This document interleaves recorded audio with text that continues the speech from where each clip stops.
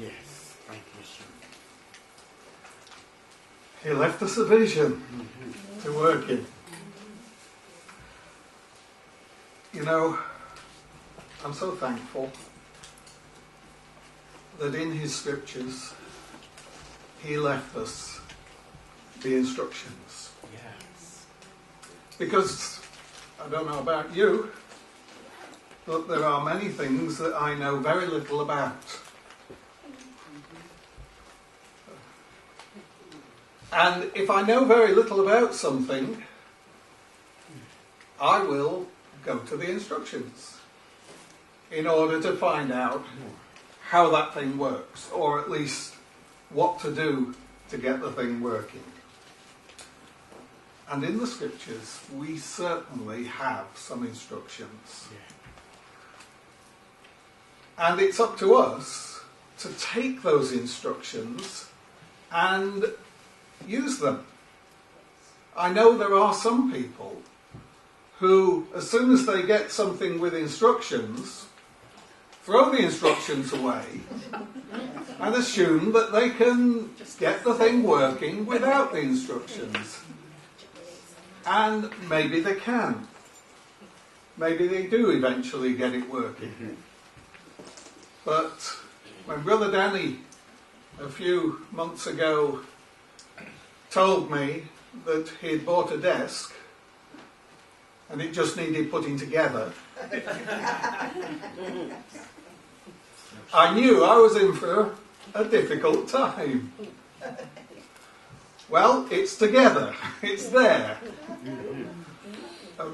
Maybe not. There are some little things that may not be perfect, because as we all know with these instructions, they're usually wrong in some part. Well, either that or I didn't do it quite according to the instructions. That is a possibility, I suppose. But it's together, because I couldn't have done that without the instructions. And how many times do we do things and not use the instructions? And not look at, well, what did Yeshua do? Well, what did Yahweh do? How did he do this? So what we're doing today is we are looking a little bit further at the instructions. The vision that we were singing about.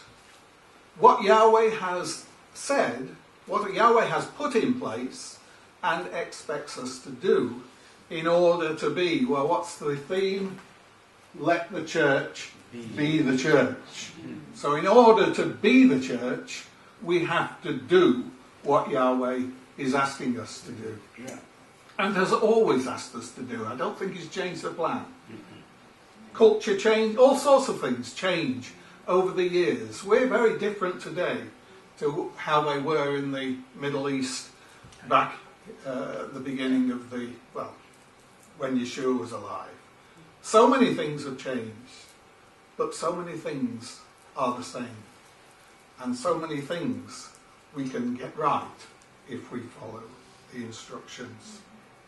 This sermon is particularly about two of the ministries that we read about, that Edwin told us about at the beginning.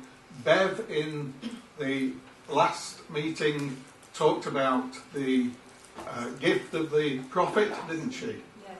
And today my purpose is to talk to you about the body's carer and educator. In other words, the pastor and the teacher. Excuse me one moment.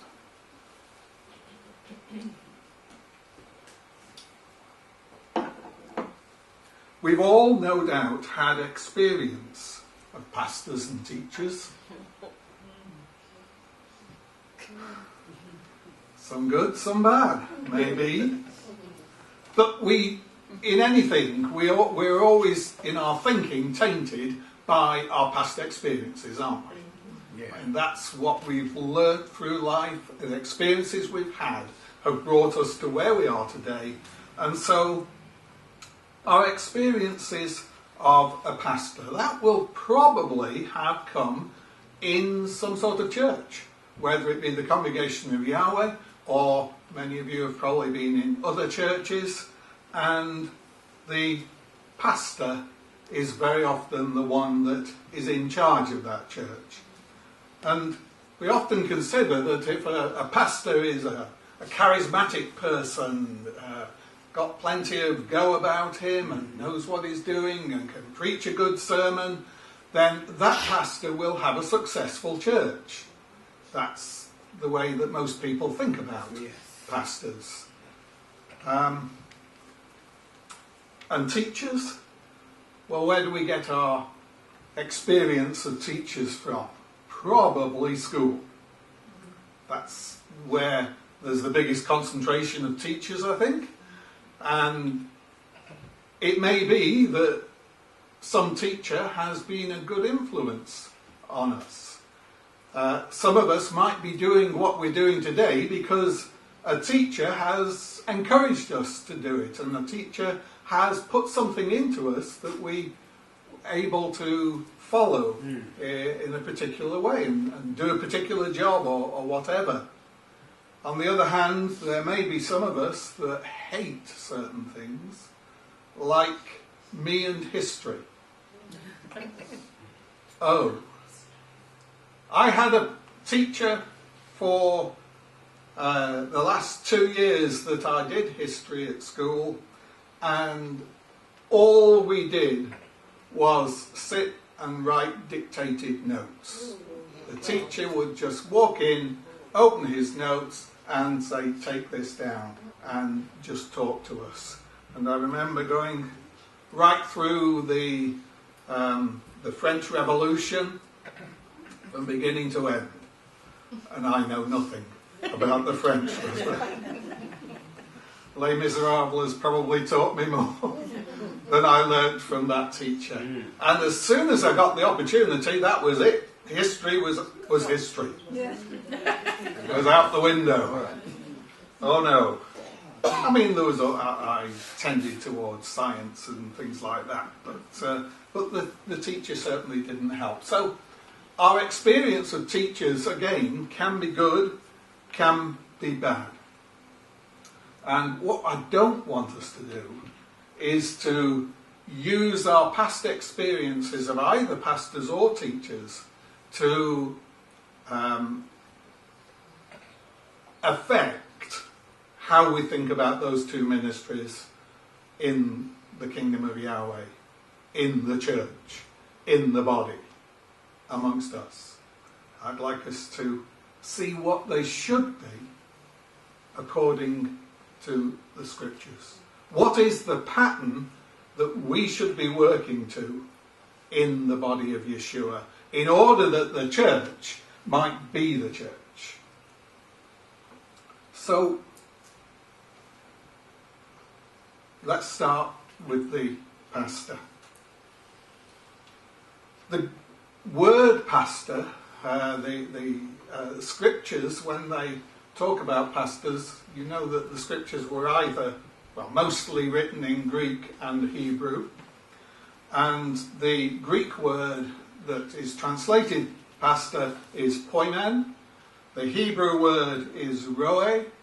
And both of those words mean shepherd. They have no other meaning.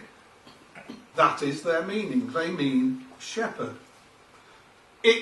The words, both of those words, can be used to denote a shepherd looking after woolly, four-legged sheep, or a leader looking after people. There's no difference. The word is shepherd, but it can be used in both instances. Today, we tend to use the word pastor for somebody looking after people. Somebody looking after sheep is not usually called a pastor. It's one looking after people. But in Scripture, there is no distinction between the two. Poimen, roe, they mean a shepherd. Whether it be a shepherd looking after sheep or a shepherd looking after sheep. The same word is used.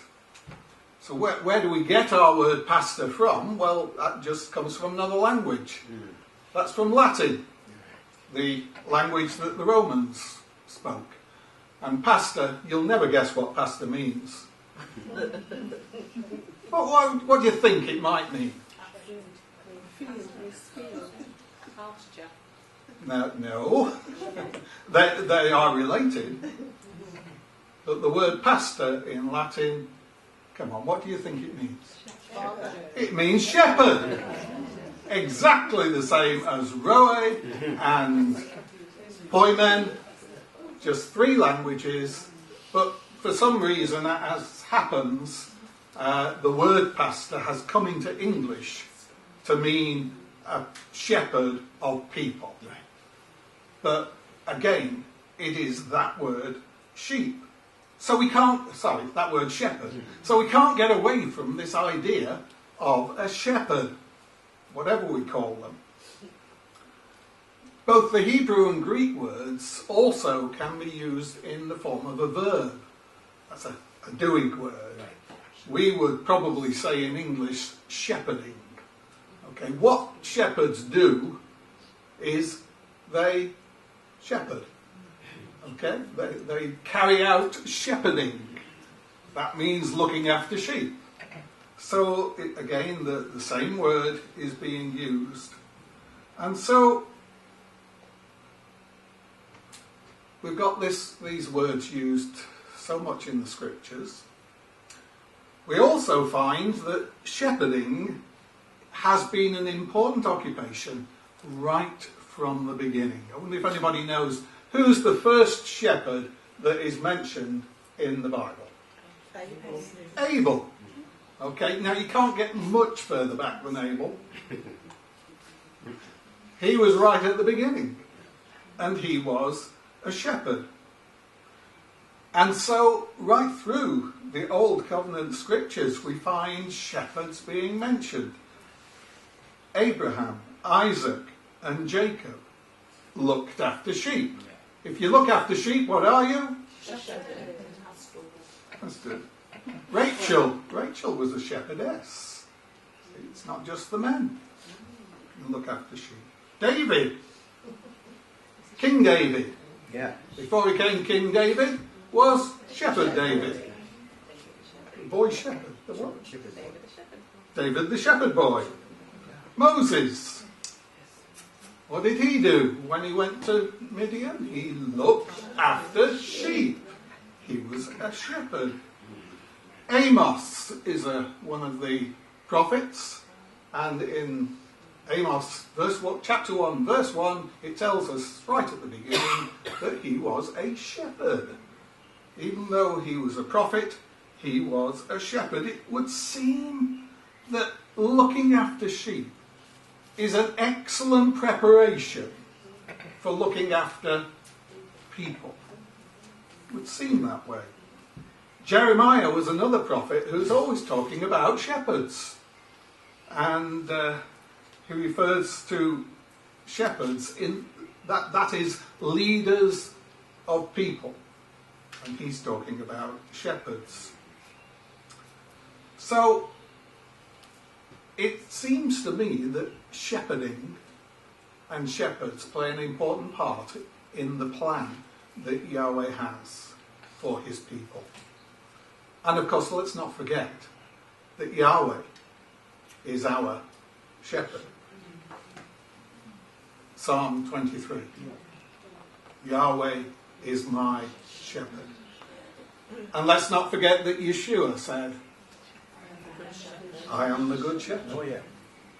So we clearly can't get away from shepherding and shepherds. Now, although it might be the same word that is being used for looking after woolly sheep and people, it's the same, as I said, it's the same word, but there's obviously a difference. It's not quite the same looking after sheep out on the hillside, in the fields, and looking after people. There's obviously a difference. But because the word is used for both, then I think it's important that we understand what a shepherd really is and what a shepherd should be doing. And by looking at the shepherd of the sheep, we ought to be able to see what a people shepherd should be like. I'm not even going to call him a pastor because that means shepherd anyway. So let's have a look at what a shepherd does. Firstly, sheep need food. People need food. Yeah. So the job of a shepherd is to feed the sheep. Rachel read us the account of Peter in the courtyard. Peter, following Yeshua, who had been arrested and was on trial, and the servant girl coming up to Peter and saying, Peter, you're one of them, aren't you? His answer? No. Didn't say he even said it with an oath. I'm not one of his followers. Oh, yes, I'm sure I sure. Wasn't it the one that had his ear cut off? Yes. Yeah? You're one of them, aren't you? No. 3 times we hear that Peter denied Yeshua. How could he do that? I don't know. Well, actually, I do know. Because how easy is it? Yes. If our lives are in danger, as his was, it's easy. But Peter did it. Of course, we have great expectations of Peter, don't we? And yet he denied Yeshua. And so, after Yeshua had rose again, Yeshua cooked them a breakfast on the lake shore. They got the fish, he prepared the fish, and they ate breakfast together. And when they finished breakfast, Yeshua said to Simon Peter, Simon, son of John, do you love me more than these? He said to him, yes, Master. You know that I love you. He said to him, feed my lambs.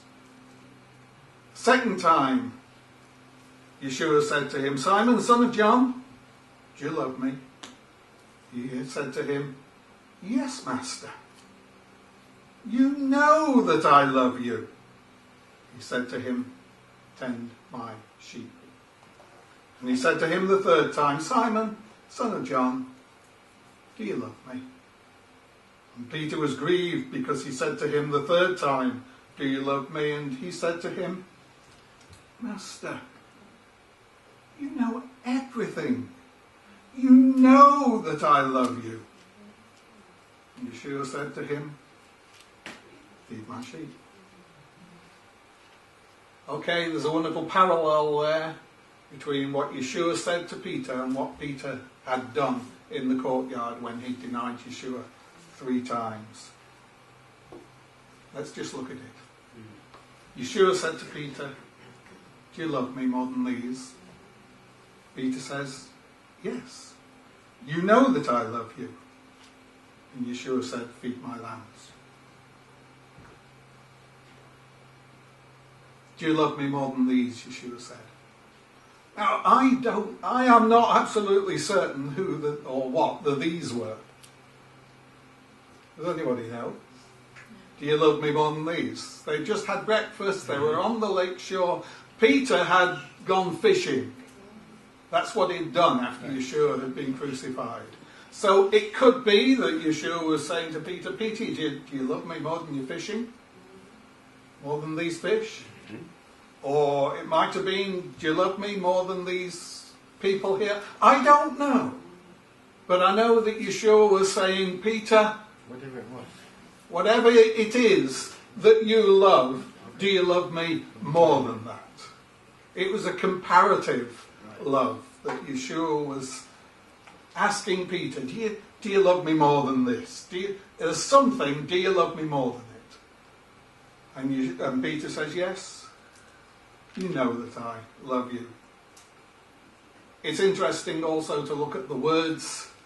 There are 2 words for love. I'm not going to dwell on it, but the word that Yeshua used was agape, and it means love in its highest form. Peter said to Yeshua, yes, I love you, but he didn't use the word agape, he used the word phileo, which means love, the sort of love that you have of a relative or somebody that you know really well. I'm not going to dwell on that, the fact that Peter couldn't quite come up to the sort of love Yeshua was asking him about, but Yeshua seemed quite happy with this. Yeshua was happy with the answer. How do I know? Because he says, feed my lambs. He was giving Peter some responsibility. Okay, second one.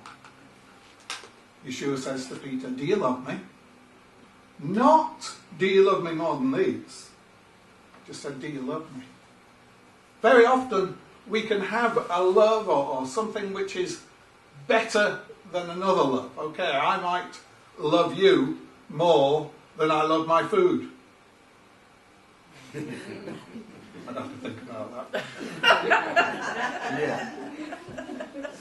Okay? But now Yeshua is saying to Peter, not do you love me more than your fish? Do you love me more than whatever? He's saying, do you love me? Absolutely nothing to compare it with. Do you love me?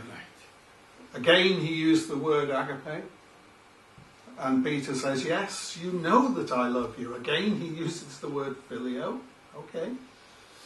But obviously, there was a slight difference that Yeshua knew was happening. Something was happening in Peter because he says, tend my sheep. Now, what did he say the first time? Feed my sheep. Sorry, feed my lambs. Okay, give food to my lambs. Yeah. Now he's saying, tend my sheep. I get the impression that to tend sheep is to do everything that they need, not just feeding them. And then the third time, Yeshua says once again, Peter, do you love me? Peter says, yes, you know that I love you. Same answer, same words, phileo. And Yeshua says the same thing again. Tend my sheep. So, Peter, okay, we might say, well, Peter wasn't a shepherd. But I say that Peter was a shepherd. I am sure that once the instructions had been given, Peter went out and did what he was asked to do. He got his instructions. Go and feed my sheep. Go and tend my sheep. But what was the requirement in order to do that? It was that he loved Yeshua. And this, to me, is the foundation of every shepherd ministry.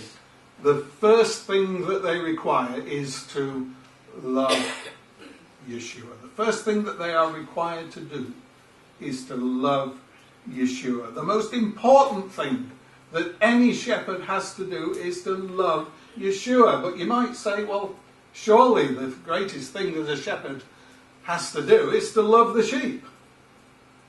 But you know, I think that comes second. Yes. The first thing is to love Yeshua. But let me say this, that I cannot see how one can love Yeshua without loving the sheep. That just follows naturally. We think we can love Yeshua and fall out with the sheep. Give the sheep a kick.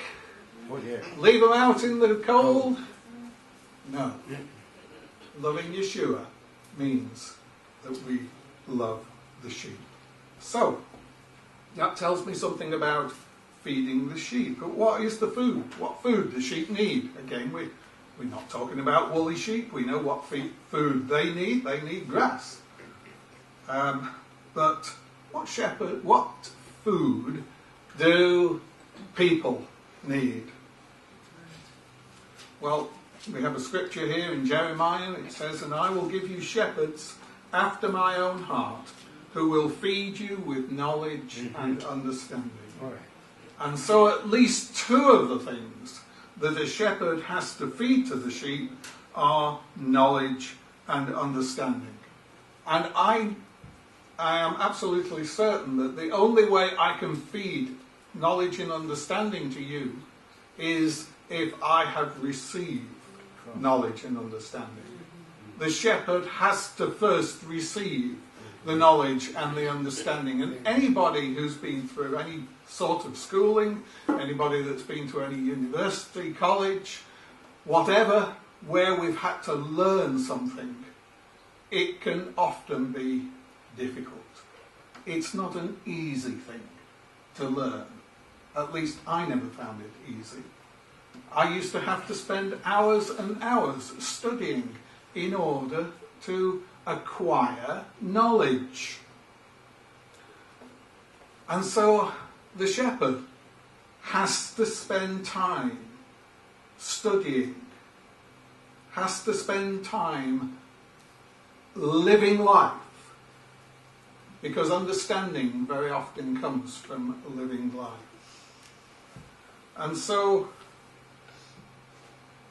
I'm not saying that a shepherd has to go to university or has to go to college, but they have to receive the understanding, the knowledge that Yahweh gives them in order that they might pass it on.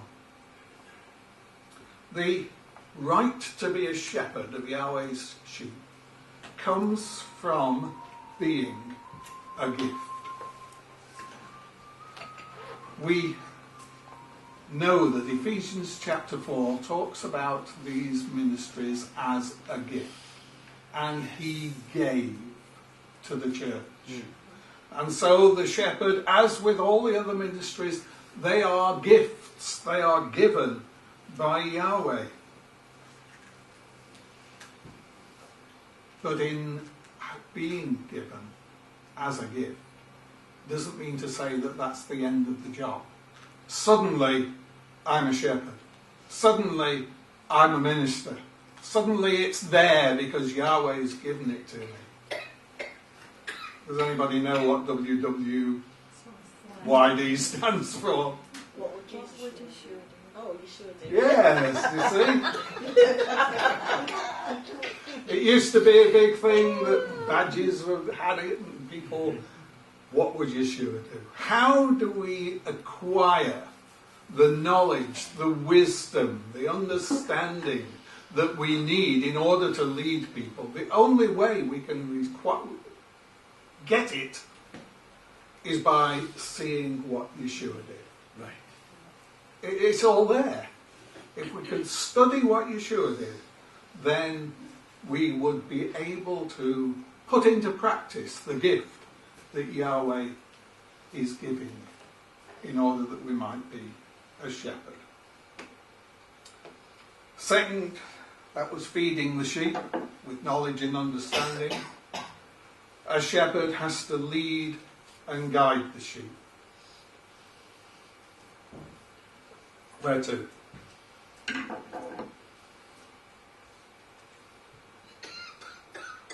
Where would a shepherd lead his sheep to? The life eternal. What did you say? Green pastures where there's more grass. Right. A place where there's good grass. And over here I heard life eternal. Yes. What's the difference between those two? Simply that one's thinking about four-legged woolly sheep and one's thinking about Eternal. humanity. Yes. The two different... There's nothing wrong with that. I wanted both those answers. Because that's the first thing. A shepherd will lead the sheep to the place where the best food is. And if they're four-legged sheep, it's where the best grass is. The shepherd must also go first. The shepherd will lead the sheep. And the only way that the shepherd can lead the sheep to the best pasture is if he knows where the best pasture is. The shepherd has to have found out for himself where the best pasture is. And then he can lead the sheep he needs to have the experience of life himself in order to lead the people through their problems, difficulties, to where Yahweh can work with them. And also the best pastors, the best shepherds, the best leaders, let's use the word leaders, the best leaders are those that have learned to follow. Does that sound reasonable?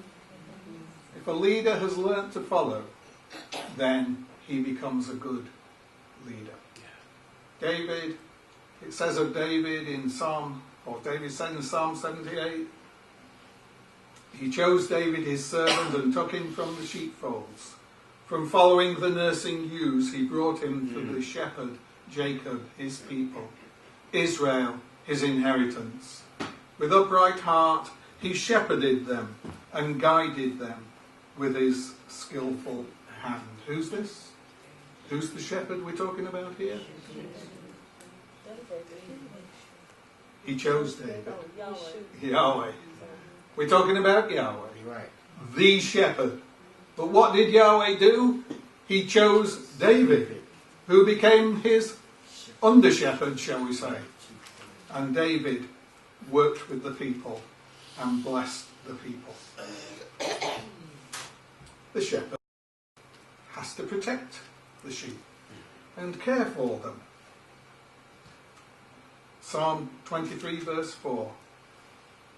Even though I walk through the valley of the shadow of death, I will fear no evil. Why? For you are with me.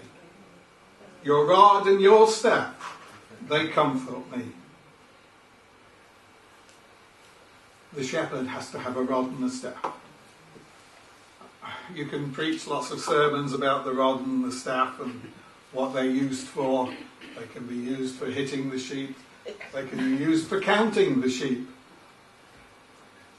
But I'll tell you something else the rod and the staff are useful for.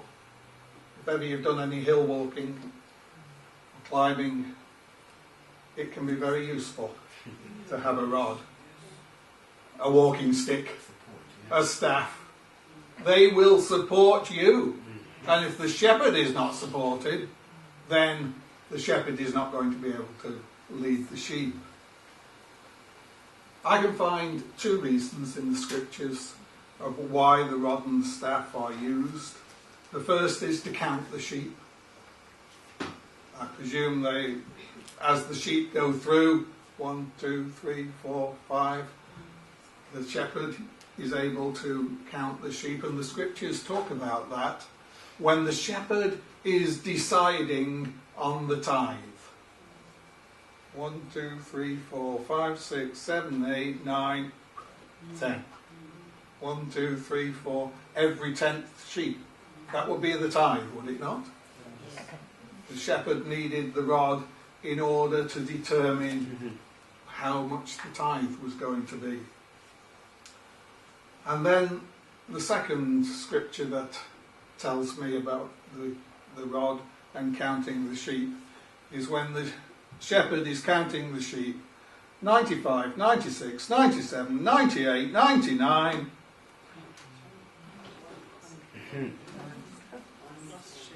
The lost sheep. The shepherd has to be aware of where the sheep are. Has to be aware of the number of sheep there are, just in case one has been lost or two have been lost. The shepherd is there to protect the sheep. The shepherd is there with his weapons. David had a sling, didn't he? Not catapult, a sling that he used to protect his sheep. I think it's important that the shepherd has the necessary weapons to protect the sheep and has to know what those weapons are and has to have used them. David, he said when he came before Saul and he was going to go up against Goliath, he says, well, this is easy, I've done it before. I've killed the bear, I've killed the lion, and so going up against Goliath is nothing for me. The shepherd has to have had experience of using the weapons that are given to him. And then the shepherd has to communicate with the sheep. The shepherd has to know his flock.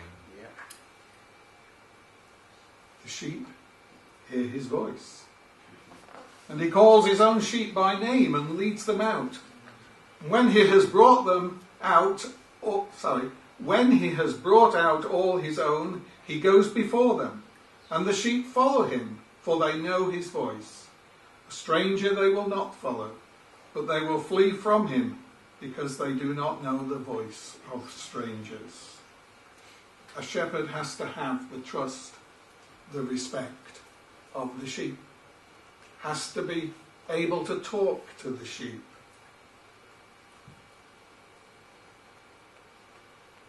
Has to communicate with the sheep. Whether they be four-legged ones or two-legged ones.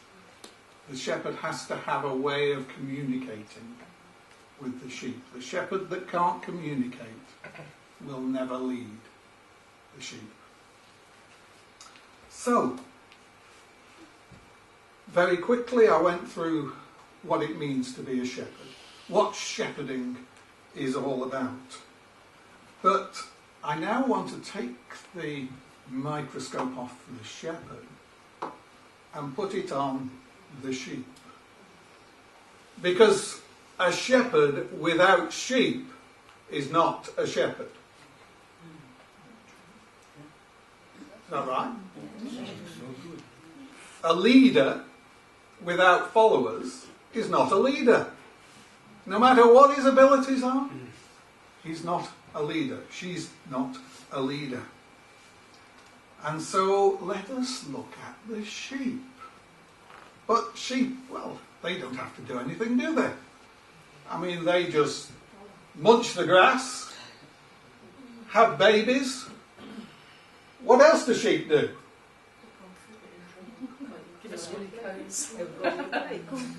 Go on the plate. That's about it, isn't it? Basically, yes. But when it comes to human sheep, I think we have to perhaps do a little bit more. Let's go back to Ephesians chapter 4. I don't know how many times we'll visit this before the end of the week. This is talking about the ministers. Yes. What are they for? To equip the saints for the work of ministry, until we all attain to the unity of the faith and of the knowledge of the Son of Yahweh, to mature manhood or womanhood. Rather, speaking the truth in love, we are to grow up in every way unto him who is the head, into Messiah, from whom the whole body, joined and held together by every joint with which it is equipped, when each part is working properly, makes the body grow so that it builds itself up in love.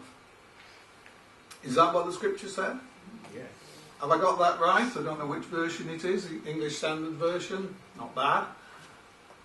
So, let me read it again. Rather speaking from the middle, rather speaking the truth in love, we are to grow up in every way into him who is the head, unto Messiah, from whom part of the body is joined and held together by the ministry.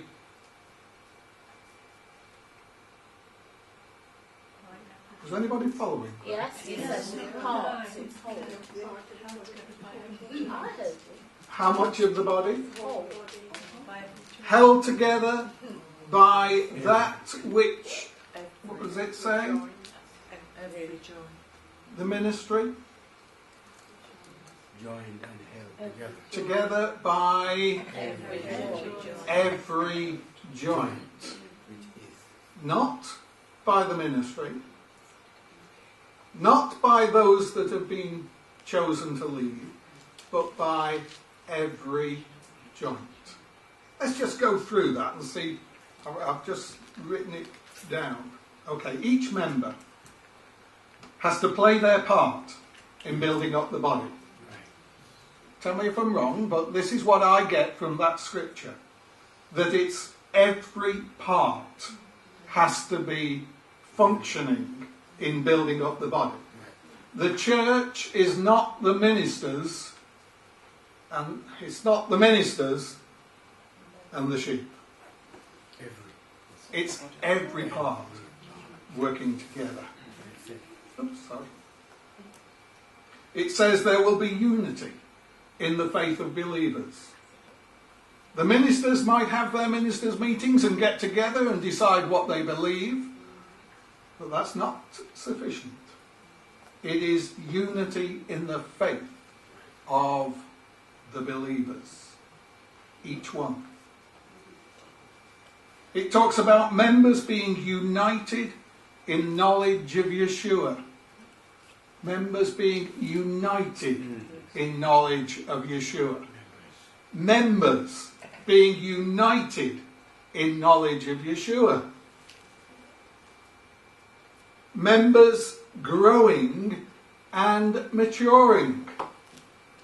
This is all the things that should be happening if the ministers are doing their job, but it can only happen if the sheep play their part as well. Members will attain to Yeshua likeness. Members will be secure and stable in the faith. Each individual member will work as he or she should. That is the function of the fivefold ministry, or whatever we want to call it, that it talks about, which includes the shepherds that I'm talking about. That is their function, that ultimately every individual member will work as he or she should. And yes, that is work. It's talking about ministry. It's talking about the sheep. That's the responsibility of the sheep. Yes. The responsibility of the sheep. The shepherd supplies the food. What do the sheep have to do? Suppose Popeye didn't like spinach. I'm assuming you all know about Popeye. When he ate his spinach, he became strong. But only when he ate his spinach. And if Popeye had had a spinach allergy, he'd have never been strong. During the war, it was put out that carrots help you see in the dark. It may not be true. It might have a little bit of truth somewhere in there, but basically it's not true. But people started eating carrots, which was good for them. Yeah. But if they didn't like carrots, well, they had to learn to like carrots. If they were going to get the benefit, Popeye would have had to learn to like spinach. The preacher preaches the truth. The preacher tells the people what they should be doing. The preacher explains the scriptures. The preacher gives out his knowledge. What do the sheep have to do? They have to believe it. They have to receive it. And they have to act on it. Otherwise, the preacher is having no effect whatsoever. So the responsibility of the sheep is to eat the food that's given them. The shepherd can indicate the best food, but the sheep have to decide to take that food rather than the junk food that is all around. Broccoli is good for you. Burgers are bad for you. So you're all going to go away and eat broccoli and not eat burgers. Correct? Yes. And that was anyway. Once the food is indicated what the good food is, it is up to the sheep to eat it. The shepherd can lead, but the sheep have to follow. Sat-navs are wonderful things. I tell you which way to go. That's the way. But Sarah, if you decide to go another way, don't blame the sat-nav. The way is before us. We have to choose the right way. The shepherd can point out the danger that there is. They can point out the safe areas. They can point out the best things to do. But the sheep have to stay in those areas. The shepherd can say, well, doing these things will be bad for you. But the sheep have to decide that they are only going to do the things that are good for them, not the things that are bad for them. And so the sheep have a big responsibility. Let the church be the church. How are we going to do that? Is it more pastors that we need? More shepherds? More prophets? More apostles? Fine. That would be great. But what is really going to determine if the church really is going to function as the church? It's the sheep doing the things that they should be doing. And I know I'm supposed to be talking to you about the shepherd, but shepherds without sheep are not shepherds. And so we've talked about the spiritual food that the shepherd has to be able to give to the sheep. And that really leads us on to the teacher. Because what is the job of a teacher? It is providing spiritual food. And in the scriptures, these two are tied together. The shepherd and the teacher tied together quite tightly. In fact, in Ephesians chapter 4, it talks about apostles, prophets, evangelists, pastors and teachers. Ties them together. It doesn't say apostles and prophets and pastors. It says apostles, prophets, evangelists, pastors and teachers.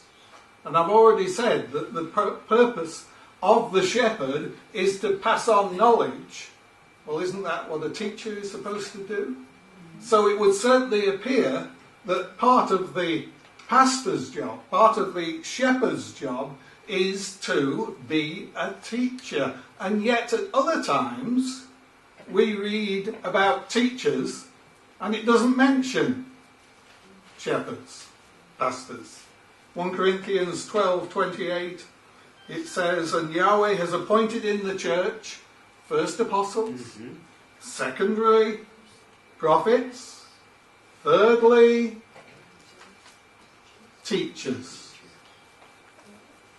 then miracles, then gifts of healing, helps, administrations, and various kinds of tongues. It goes on to all sorts of other types of ministry, but it doesn't mention the shepherd.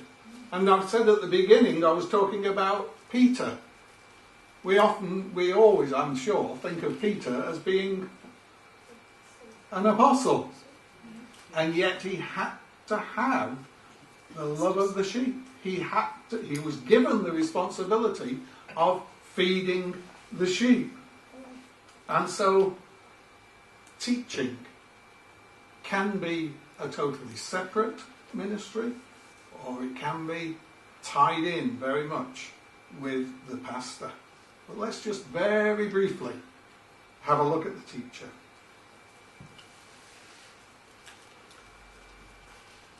Yeshua is addressed in the Gospels 90 times and 60 of those times he is called a teacher or a rabbi.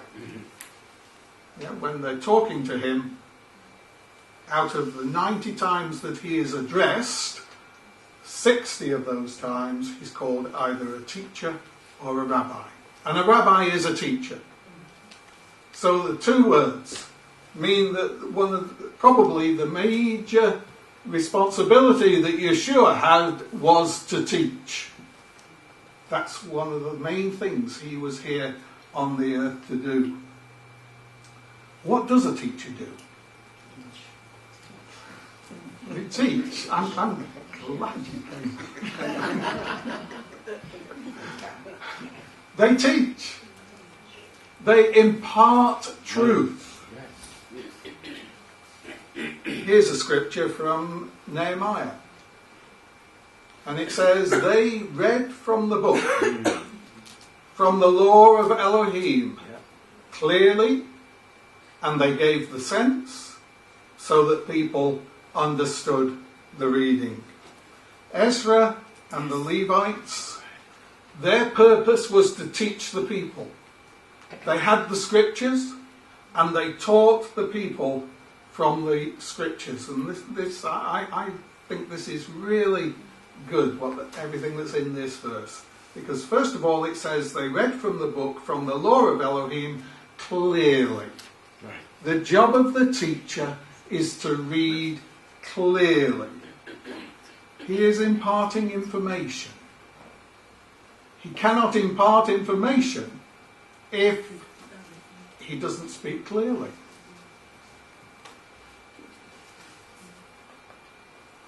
And then it says they gave the sense, or they gave the meaning. We can very often hear things, hear words, but not know what those words mean. The job of the teacher is to make sure that we understand the words that we are hearing. So they have to read clearly, they have to give the sense of what is being said, so that the people understand. That first bit, the law of Elohim presented clearly. In fact, it could be translated paragraph by paragraph. In other words, read it slowly. Read each paragraph. Make sure that the message is getting over to the people. Impart the information in a format that they can understand clearly. And usually, if you're speaking to English people, or people, when I say English people, I mean people that speak English as their first language, you would speak, if you were a teacher, in English. That's obvious. If you're teaching young people, even if it's English, you might have to modify the language that you use, because they have a different language. If you're teaching 21st century English people, you might have to read differently than you would if you were teaching 16th century English people. You read a book written in the 16th century and you wouldn't have a clue what it was saying. The S's would be F's, or is it the other way around? The language was different. The language has changed. We're trying to teach people with a 17th century Bible. Is that relevant? The King James version of the Bible. Is it relevant? Well, yes, if you're talking to people that are familiar with it, and most of us probably are, we've been brought up with it. But you talk to other people, and maybe it's not the best way that they would be able to understand. But you've got to take all these things into account. when you're teaching people, and know that you're giving the message clearly, using the vocabulary that the people are familiar with. That doesn't mean to say you can't teach them new vocabulary. That doesn't mean that you have to use different vocabulary, but maybe you do. That's words, but vocabulary is words. So they read clearly. They gave the meaning, just as Yeshua, when he was teaching. He used to use parables, didn't he? Yeah. What are parables? He would take things that people were familiar with, and he would tell stories around those things that people were familiar with, in order that they might understand. That's what we like to think, don't we? But we know that there are many people who heard the parables that Yeshua was speaking, and they didn't have a clue what he was talking about. So even though he was taking things that they were familiar with, sometimes they didn't know what he was talking about. And even the disciples came to Yeshua, and after the parable of the sower, simple parable, isn't it? About the birds pecking the seed going on the hard ground and the good ground and all. Easy to understand, wasn't it? But the disciples did not understand it. And so what did Yeshua do? He called his disciples together and he said, this is what I mean. He began to explain to them. Now, why did he explain to the disciples and not all the other people that were listening to that parable?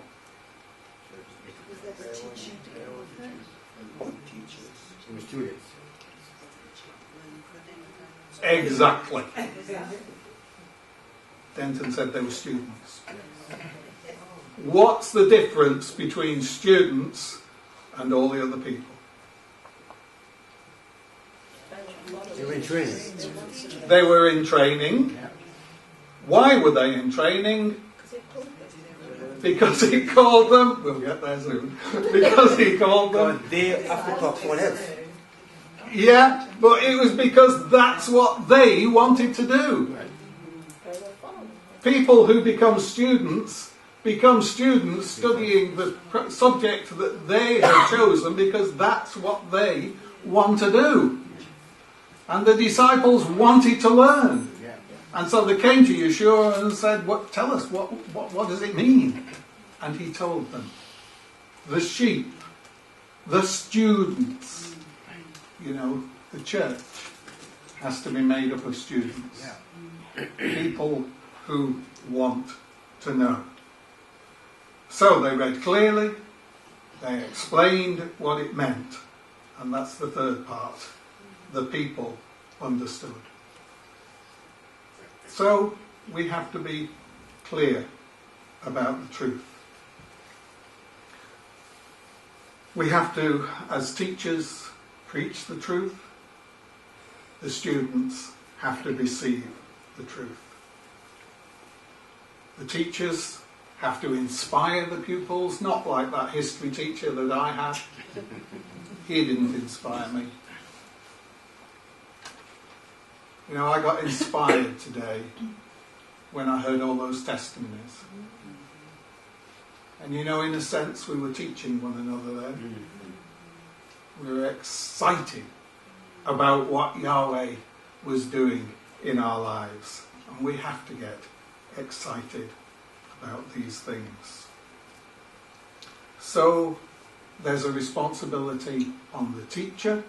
Teachers become teachers through hard work. But there's a responsibility on the class to learn. The outcome of all these ministries, the students have to understand. The students have to assimilate what they learn, take it in and think, well, how does that affect me? And the students have to do what they have been taught.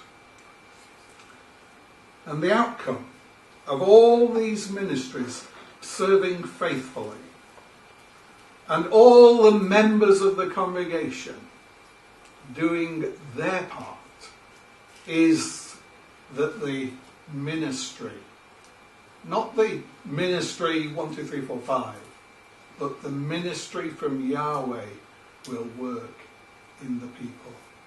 That we will do what we have to do. That we will be the church in the world right now. Together. Working together. Let the church be the church.